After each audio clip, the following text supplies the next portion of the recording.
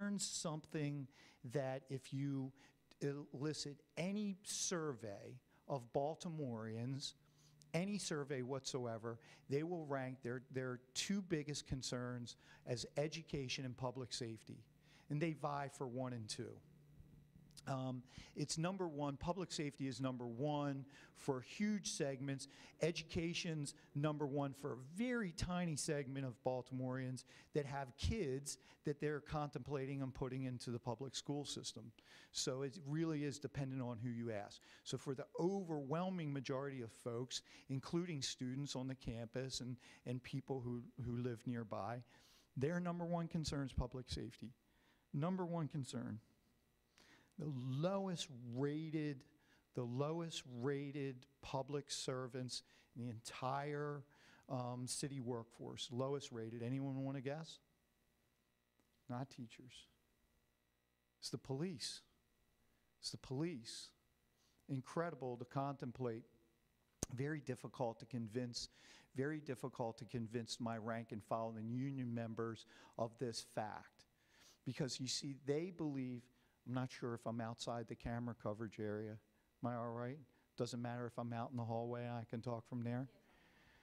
The incredible to contemplate, because what the men and women believe that if the number one concern is public safety, then the people that the public must support the most are the cops themselves. An incredible break. Except it's not so. Lowest rated service providers in the city workforce. And so you have this high concern, low faith in the delivery of those services, low faith. That's the public part. Here's some fact part.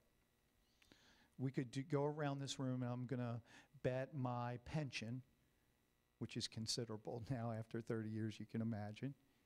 I'll bet my pension we'll get a majority to agree on the number one crime concern for the city of Baltimore. Now remember, we're talking about Baltimore. We're not talking about Philadelphia. We're not talking about Las Vegas.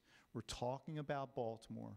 If you're a Baltimorean, you've lived here for a minute, if you've studied Baltimore, if you're familiar with Baltimore, the number one crime concern. So what would you say it is? What would you say? What would you say? What would you say? Yeah, what would you think in general people think that Baltimore's number one crime concern is?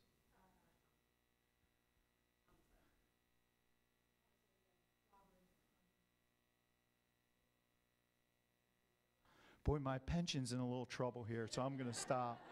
It really is homicide. I mean, David Simon and Ed Burns didn't make money talking about robbery. No disrespect, but they didn't. That's what's creeping you out. That's a fact. Again, back to facts. I mean, I try to make this case all the time because I agree. The bigger crime concern is not homicide in our city. It really is robbery. I believe the biggest threat to public safety in Baltimore is not homicide, it's robbery. And I have the statistics to back that up. The statistics are, this year we're on pace for about a 30-year low in homicides, and maybe even greater. It's ground that there might be maybe 20 to 25 cops, maybe, I'm thinking, in the entire 3,000 person police department that have ever seen a lower homicide rate ever. That's incredible to contemplate. And by judging the attendance in the room, maybe 50-50 on who's even been around 30 years or more. But back to the number one concern.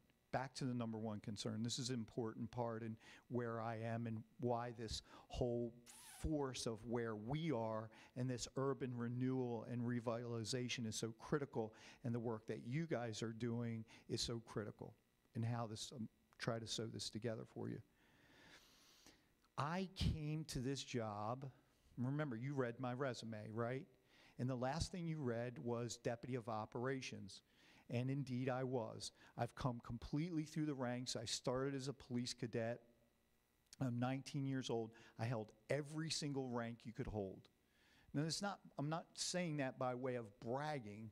I'm saying that by way of informing that I did the work in all of these operational roles. So I have that perspective, right? I didn't miss a spot.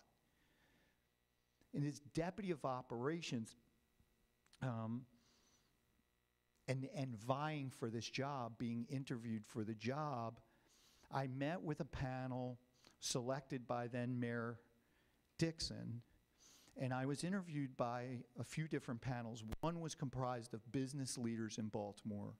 The second was comprised of faith leaders in Baltimore, and the third was comprised of community leaders in Baltimore. And every single one of them approached me about that concern, homicide.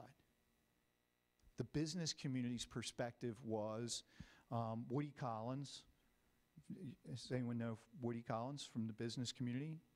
If you look out here, just thinking, orient myself, well, there you go.